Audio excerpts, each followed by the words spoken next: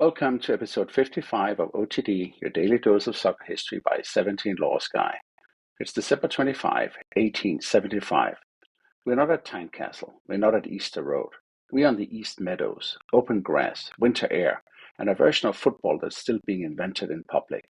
Hearts versus Hibernian, the first recorded Edinburgh derby. A match played before leagues, before professionalism, before Europe, before the global broadcast era, but in a part of the world that, in the 1870s, is quietly shaping what the game will become. Today on the pod, we'll rewind to 1875 Edinburgh and the early British football ecosystem that Scotland helped build, introduce the clubs, who Hearts and Hibs were then, and why the city produced these two identities, run the match itself, Christmas Day on the Meadows, and the odd little details that make early football feel so human. Zoom out to 150 years of derby history, trophies, eras, Europe, and cultural gravity, and land on the obvious question: where does this derby sit in the pantheon, and why does it still matter? To understand why 1875 matters, you have to remember where football is in its timeline. Scotland has already played England in 1872, the first international, which we talked about in episode 30, which I recommend you go back and listen to. And in 1873, the Scottish Football Association is formed, the second oldest football association in the world, and the Scottish Cup arrives almost immediately as a national tournament that gives clubs a purpose beyond local pride. This is pre-league world. Football is a community project, stitched together by cups, talents matches, railway travel, and reputation. And stylistically, Scotland is becoming influential early. This is the era where the combination of passing game is taking root. Football played with cooperation, angles, and sequences, not just solo dribbling. In other words, a tactical culture is being born, long before tactics are drawn on whiteboards. If England wrote the first rules, Scotland helped teach the sport how to think collectively. Now drop that into Edinburgh in 1875. It's a city of institutions and argument, universities, newspapers, churches, civic clubs, and crucially, public gathering spaces like the Meadows. It's a city where identities are layered, old town and new town, class and craft, local tradition and immigrant community, and it produces two clubs that feel like they belong to two different emotional maps of the same place. Hearts, founded in 1874, are rooted in the city's local sporting culture. Hibernian, founded in 1875, are born from Edinburgh's Irish community and from the very idea that a football club can be more than a team. It can be a civic anchor, a banner, or a place to belong. So when they meet on Christmas Day 1875, it's not just a first match. It's the beginning of a rivalry that lasts because it's attached to meaning. Now the match. This first derby is recorded as a friendly, but friendly in 1875 doesn't mean casual. It means no trophy attached yet, but plenty of pride. The setting is the East Meadows, and the scoreline is small, almost modest. Hearts 1, Hibernian 0. But early football is all about the details that don't happen anymore, and one detail jumps off the page.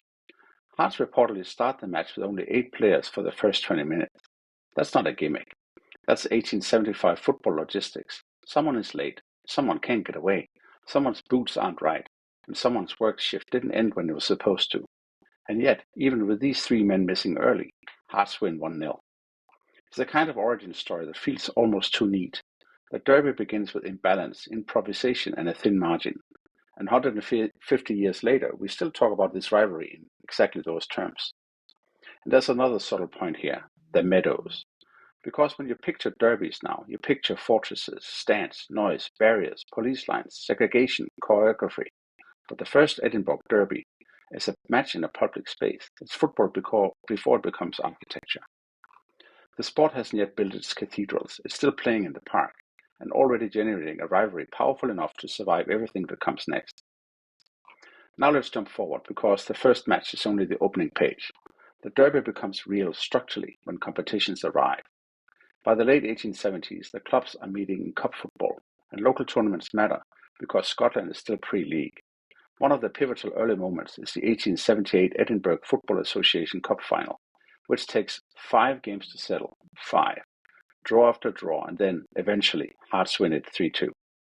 That sequence matters because it does what derbies always do at their birth. It turns a fixture into a ritual, and it tells the city, this is the game, you will keep playing. From there, the rivalry stretches across every phase of Scottish football history. Hibs have a stop-start early story. including financial crisis in the early 1890s and a temporary cessation, while Hearts become founder members of the new Scottish Football League in 1890. Then Hibs return, and football does what football does. It adds another outrageous scoreline to the law, a 10-2 Hearts win in a friendly that marked Hibs resuming operations. So even in the 19th century, the derby is already building its full emotional range. Tight 1-0 origins, and then occasional chaos that becomes folklore. Now let's zoom out across 150 years, not as a list, but as a story of two clubs that keep colliding at different levels of Scottish football power. Both are major clubs. Both have silverware. Both have eras where the city tilts their way. Hearts are league champions 4 times and Scottish Cup winners 8 times. A club with a long record of being national contender, not merely a local giant. Hibs are league champions 4 times as well, and Scottish Cup winners 3 times, including the moment that still vibrates through modern Scottish football culture, ending a 114-year Scottish Cup drought in 2016. And then there's Europe, the part that often surprises people who only know Edinburgh as not Celtic or not Rangers. Hibs are the ones with the iconic early European Cup narrative. In the first European Cup season, 1955-56, Hibernian is Britain's representatives, and they go all the way to the semi-finals. That matters historically because it places an Edinburgh club right at the beginning of the European story. Hearts have their own European Cup chapter too. In 1958-59, they take their place in the European Cup as Scottish champions. And you can read the early European era in the scoreline themselves. A brutal away leg, a home leg fought back, an elimination that reminds you how unforgiving travel and two-legged football was in that time. Domestically too, the derby is not a sideshow.